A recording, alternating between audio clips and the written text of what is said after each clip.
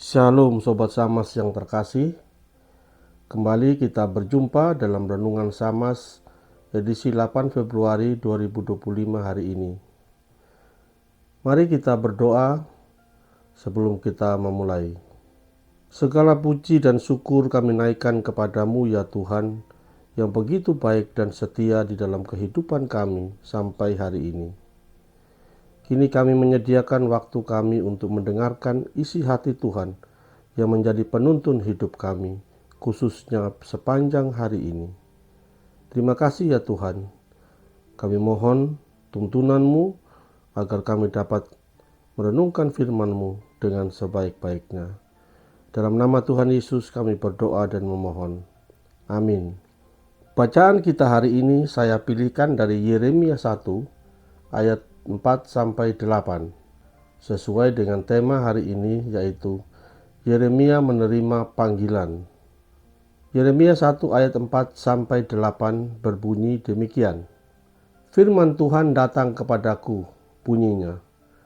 Sebelum aku membentuk engkau dalam rahim ibumu, aku telah mengenal engkau. Dan sebelum engkau keluar dari kandungan, aku telah menguduskan engkau. Aku telah menetapkan engkau menjadi nabi bagi bangsa-bangsa. Maka aku menjawab, "Ah Tuhan Allah, sesungguhnya aku tidak pandai bicara, sebab aku ini masih muda." Tetapi Tuhan berfirman kepadaku, "Janganlah katakan aku ini masih muda, tetapi kepada siapapun engkau kuutus, haruslah engkau pergi, dan apapun yang kuperintahkan kepadamu, haruslah kau sampaikan. Janganlah takut kepada mereka, sebab aku menyertai engkau untuk melepaskan engkau." Demikian firman Tuhan. Sobat Samas yang terkasih, Nabi Yeremia lahir di Anatot, sebuah desa di wilayah suku Benyamin. Ayahnya bernama Hilkia, seorang imam. Yeremia dipanggil oleh Tuhan untuk menjadi nabi pada usia yang relatif muda, sekitar 17 tahun. Nama Yeremia berasal dari kata Yirmeyahu, yang artinya Tuhan meninggikan atau Tuhan meletakkan dasar.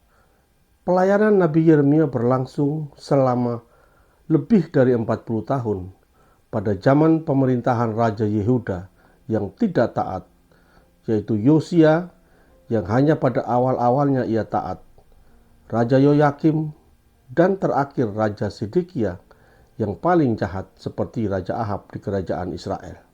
Kita tahu bahwa Raja Sedekia yang merupakan raja terakhir sebelum pembuangan ke Babel begitu jahat dan memberontak kepada Tuhan, sehingga ia tidak mengindahkan pesan Nabi Yeremia agar menyerah kepada Babel. Akibatnya, ia dibawa hidup-hidup ke Babel dengan mata tercungkil setelah ia menyaksikan anak-anaknya disembelih hidup-hidup di depan matanya. Sosok Nabi Yeremia adalah contoh dalam hal kesetiaan kepada Tuhan, meskipun menghadapi banyak tantangan. Yeremia dipanggil sejak muda untuk menyampaikan firman Tuhan kepada raja kerajaan Yehuda yang telah menyimpang dari jalan Tuhan. Hampir sepanjang masa pelayanannya yang lebih dari 40 tahun itu, Nabi Yeremia terus-menerus menyuarakan 3 hal yang sama, yaitu pertobatan, keadilan, dan ketaatan kepada Tuhan agar tidak dihukum. Namun, ia ditolak oleh bangsanya sendiri. Banyak orang Yehuda menolak dan mengejek nubuat Yeremia. Hal itu bisa kita baca di dalam Yeremia 20 ayat 7-10. Dia dianiaya oleh para pemimpin bangsa. Bahkan Nabi Yeremia ditangkap, dipenjara, dan dimasukkan ke dalam sumur lumpur karena pesannya tidak disukai. Hal itu kita bisa baca di dalam Yeremia 38 ayat 6. Pada akhirnya, setelah pembuangan ke Babel, ia dibawa ke Mesir. Yeremia dipaksa pergi ke Mesir oleh orang-orang Yehuda yang melarikan diri ke sana. Yeremia 43 ayat 6-7 mengatakan demikian. Meskipun menghadapi tantangan besar, Yeremia tetap setia dan taat kepada Tuhan. Ia menyampaikan nubuat tentang kehancuran Yerusalem karena dosa-dosa umatnya.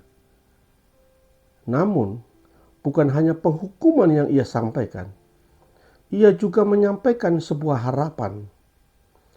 Yeremia menubuatkan bahwa Tuhan akan memulihkan umatnya setelah masa pembuangan. Ini menunjukkan bahwa kasih dan rencana Tuhan tetap ada bagi mereka yang bertobat. Sobat Samas yang terkasih, berkaca dari pelayanan Nabi Yeremia, kita belajar bahwa ketaatan kepada Tuhan sering kali menuntut pengorbanan. Yeremia dijuluki nabi yang menangis dan meratap karena hatinya begitu pedih melihat bangsanya menolak Tuhan. Namun ia tidak menyerah dalam menyampaikan kebenaran, meskipun ditolak oleh bangsanya sendiri yang ia layani. Hal ini mengajarkan kita untuk tetap setia dalam menjalankan panggilan Tuhan, meskipun dunia menentang kita. Yeremia juga mengingatkan kita bahwa Tuhan tetap setia kepada janjinya. Dalam Yeremia 29 ayat 11, Tuhan berfirman bahwa rencananya adalah untuk memberikan masa depan dan harapan bagi umatnya. Ini adalah penghiburan bagi kita bahwa di tengah kesulitan dan tantangan, Tuhan tetap memiliki rencana yang baik bagi kita dan pelayanan kita. Melalui kehidupan Nabi Yeremia, kita diajak untuk menjadi pelayan Tuhan yang setia, berani menyuarakan kebenaran, dan tetap berharap pada janji-janjinya. Meskipun jalan pelayanan tidak selalu mudah, kita percaya bahwa Tuhan akan menyertai kita dan memberikan kekuatan untuk menjalankan tugas yang Ia percayakan. Amin.